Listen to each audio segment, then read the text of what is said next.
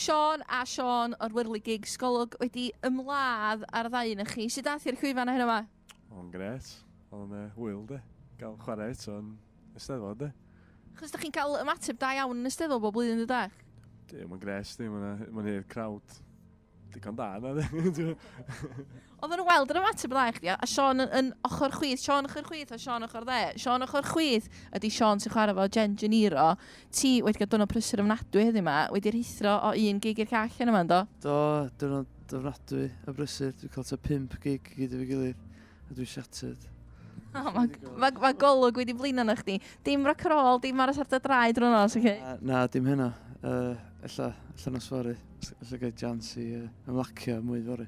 Ydy o'n anodd rhannu amser efo'r ddau fand, achos mae'r ddau fand yn brysur, neu ydych chi'n dieddol o fod yn gigio yn yr un llefydd yn aml?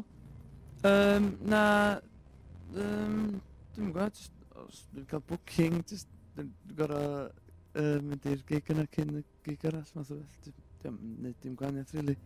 Ac efo pwy ti'n chwarae gyntaf? Efo Wyrligigs o ti gyntaf, da?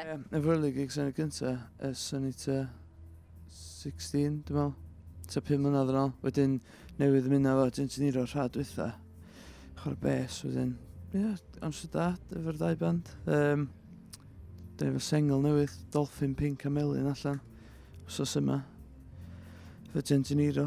Wedyn, mae'n cael ymateb da yn bob man. A mae album Wyrligigs cael ymateb da, dwi'n meddwl. So mae bob dim mynd o dda. Dyna ni'n mynd i ddeud, os ych album chi allan, mis Ebrill, cracio, recordio hi yn Llanerfil, efo Gwyn Mafia a Mark Roberts gyntaf Catatonia, ia, yn Studio Boss o fanna.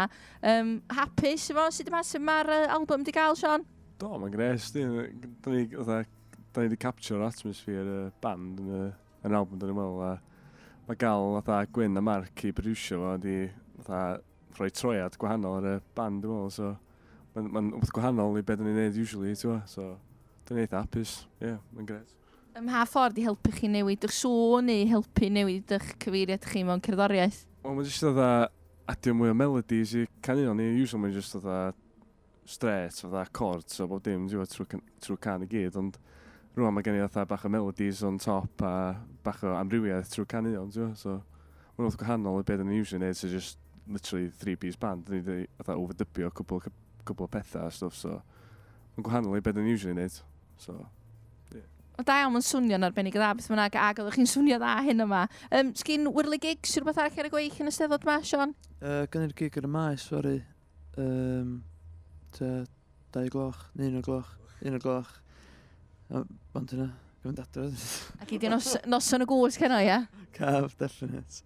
A be am rôl Eisteddfod, be di hanes Wyrligigs swan rhwng rwan a dolyg dydw ni? Wel, sgen i'n plans, really.